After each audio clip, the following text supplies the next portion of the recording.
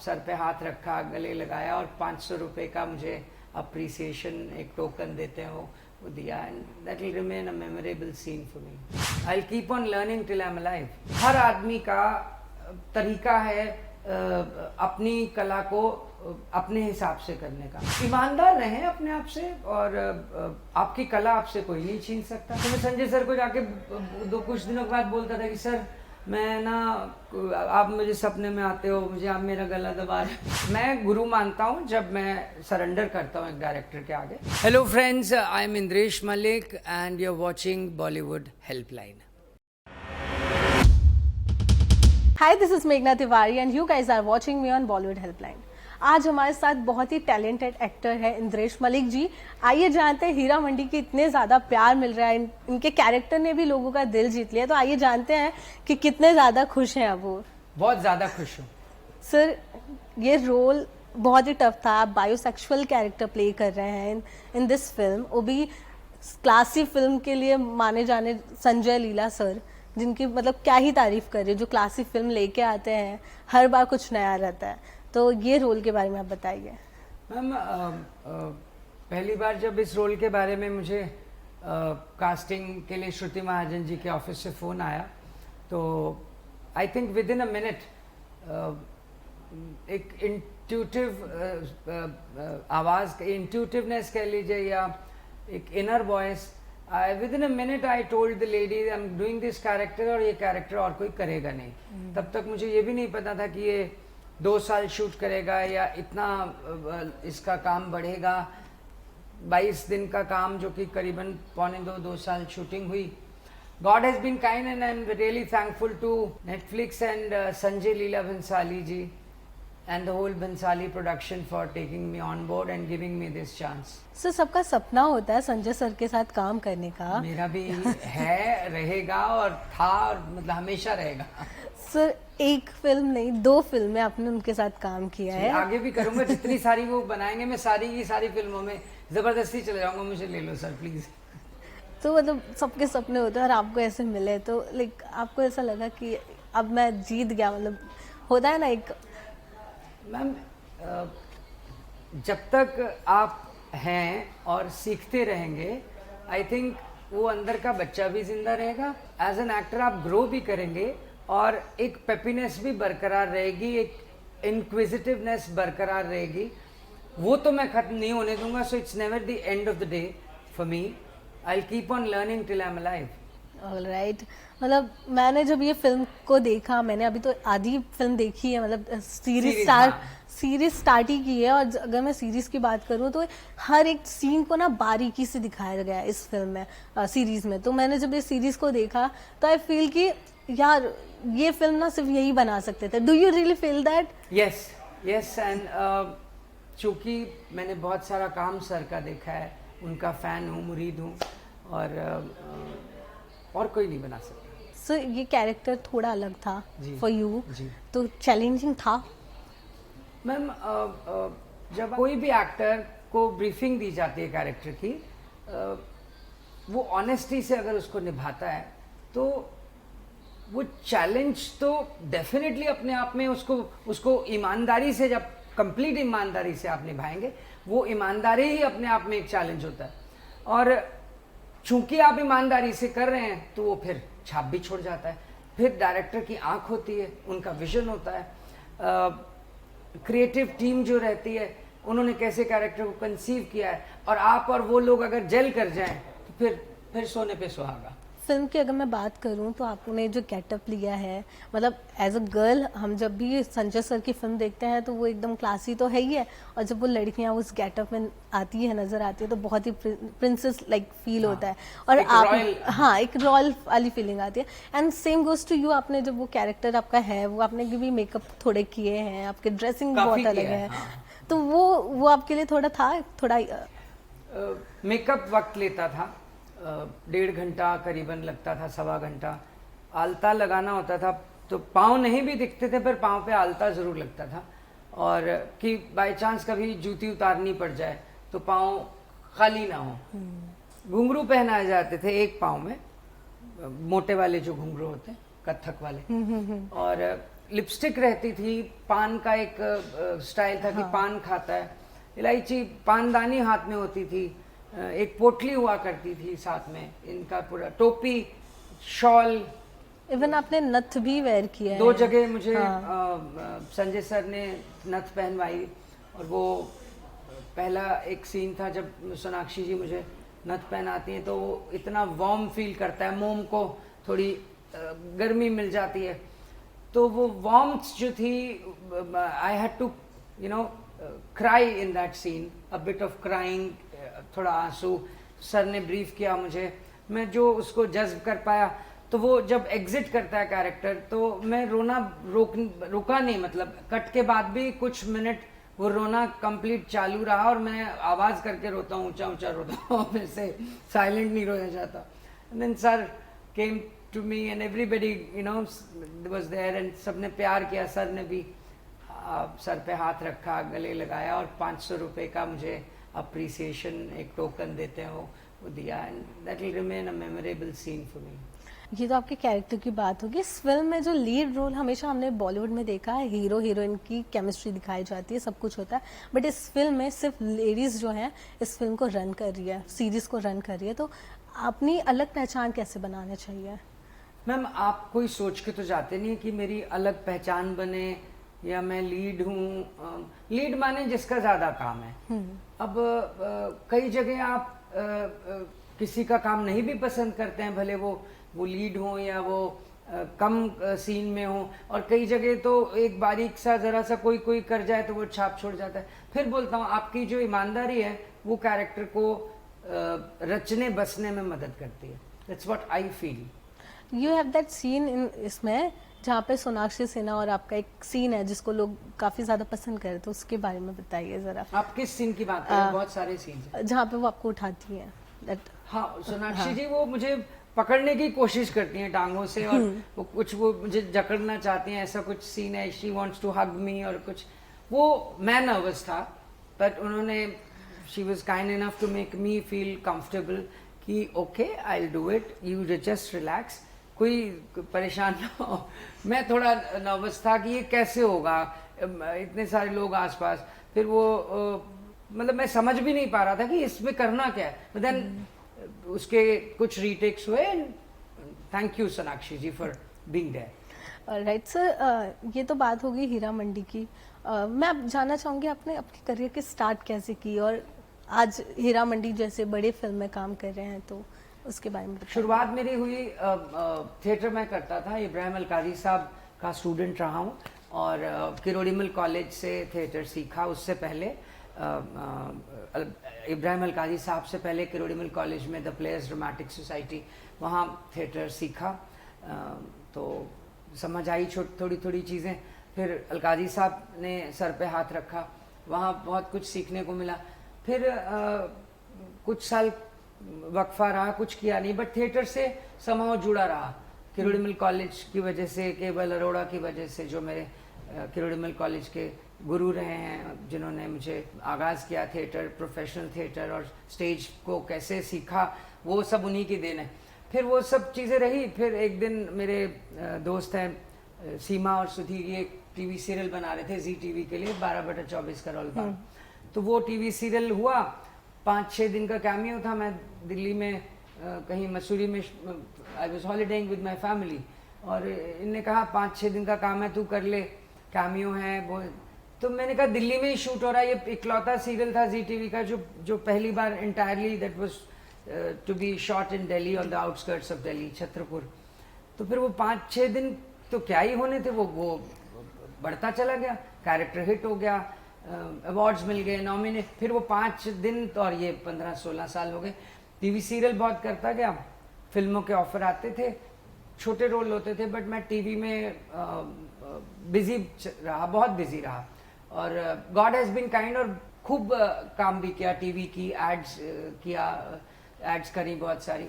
फिल्मों के ऑफर होते थे, रोल छोटे और डिसइंटरेस्टिंग साउंड होते थे, बट टीवी में मैं जो कर रहा था उसमें मैं बड़ा भी काम करता था, लेंथ वाइज भी, और टीवी की जो रीच थी उस जमाने में, टीवी सीरियल्स की रीच बहुत हुआ करती।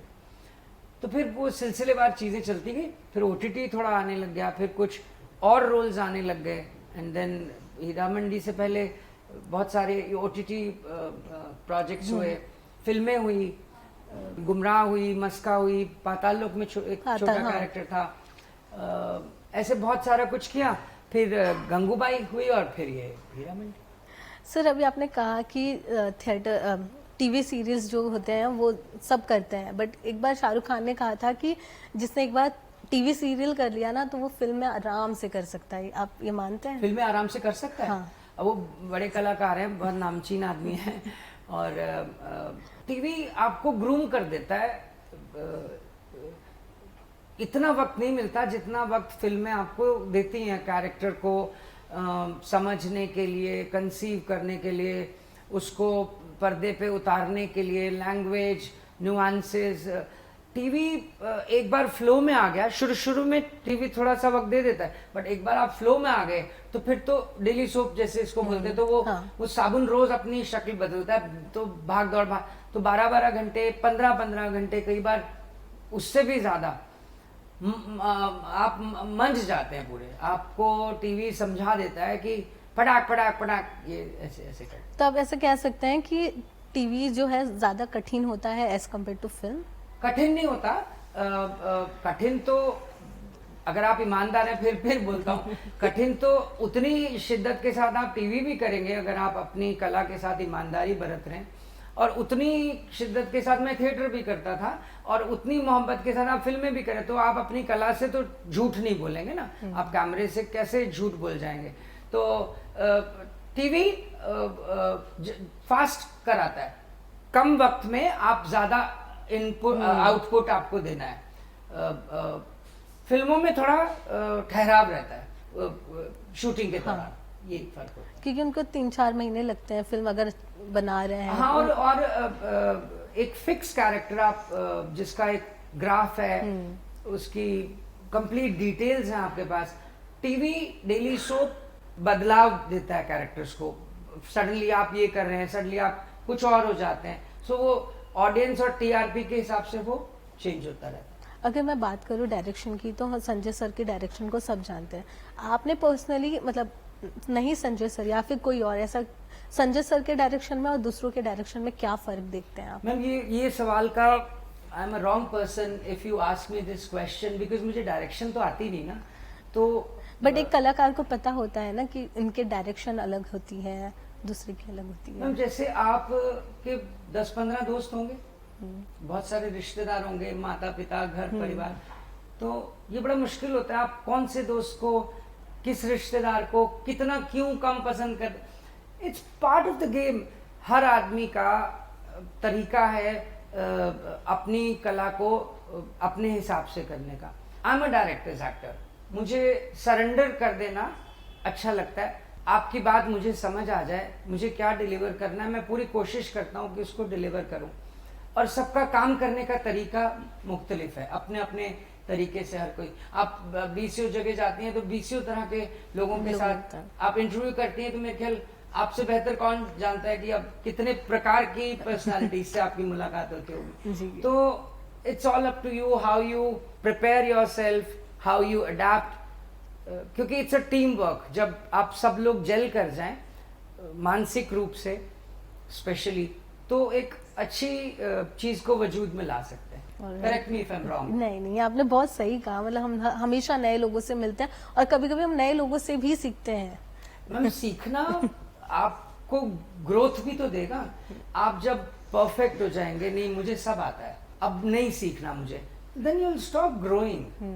तो अगर आपको ऐसे यूथ को अगर कहना हो, यूथ मैं भी यूथ ही हूँ मैम। जी सर आप हैं, तो अगर आपको ऐसे कुछ बोलना मोटिवेशन, लाइक उनको, अगर ये आपने जो बात कही कि सीखने की कोई ये नहीं रहती है, तो अगर आप उससे कैसे बोलेंगे लाइक यूथ को?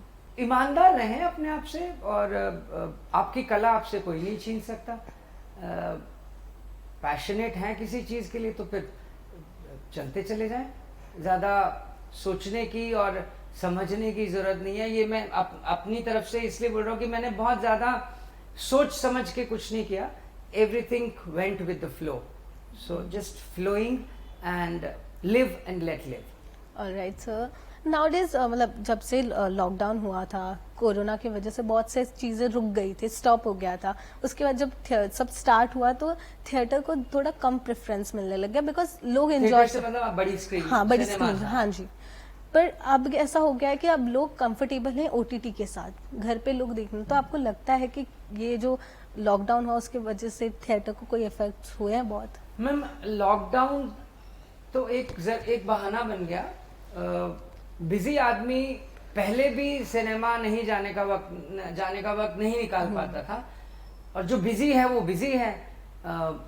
वक्त निकाला जाता था। आई रिमेम्बर जब हम छोटे थे, बच्चे थे, हमारे पेरेंट्स फिल्म देखने जाना एक पिकनिक जैसी एक प्रिपरेशन होती थी कि फिल्म जाना है, टिकट्स मिलती हैं, फिर वहाँ हम पॉपकॉर्न खाएंगे, फिर वो उसकी जो सिनेमा की जो स्मेल होती थी पॉपकॉर्न्स की, और कोल्ड ड्रिंक पियेंगे, एंड ये प्रिपरेशन होती थी।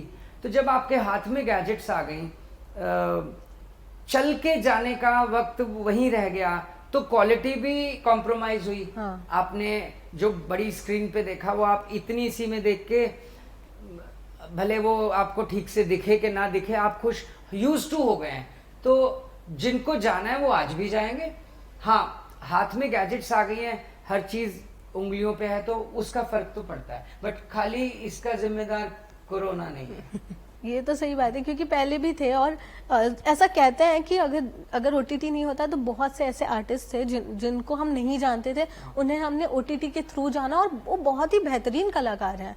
मतलब इंडीड, हाँ। इंडीड, क्योंकि वहाँ ये नहीं देखा गया मेरे ख्याल से, जो मुझे समझ है, correct me if I am wrong, कि ये कलाकार ऐसा कलाकार चाहिए हमें इस रोल के लिए। वर्ल्ड वाइड देखा जाएगा, अलग अलग लैंग्वेजेस में देखा जाएगा, और कोई स्टार सिस्टम वाला कि ये स्टार है, ये इतना सेलेबल है, इसको ले लेते हैं तो मूवी तो बिकी जाएगी, पहले ही बिक जाएगी, पैसे भी बहुत सारे आ जाएंगे, फिर फ्लॉप हो चाहे वो हो। वो एक अपना इनका मैथमेटिक्स है, एक अपना जरिया है समझने का।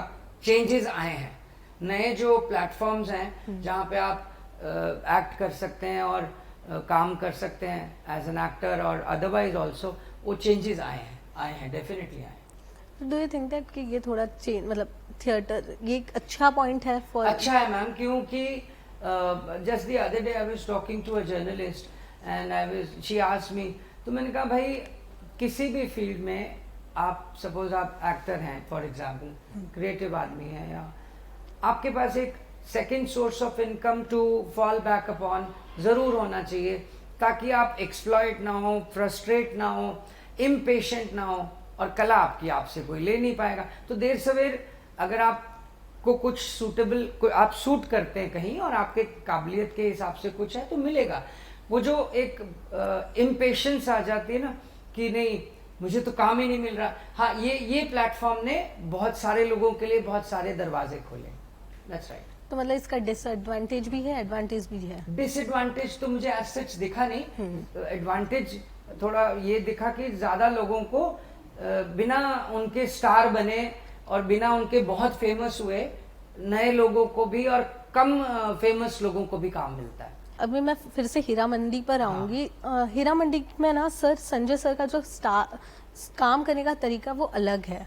तो आपने अपने रोल के लिए जो उन्होंने आपको चूज किया, तो लाइक आपको ऐसा लगा कि यार मैं कैसे करूंगा, ऐसा कभी नर्वसनेस थी उस रोल के लिए? गंगूबाई के वक्त तो अभी भी उनकी, मतलब मैं I mean of Sanjay Leela Bhansali sir and पर हाँ, मैं खुल के पूछ लेता था।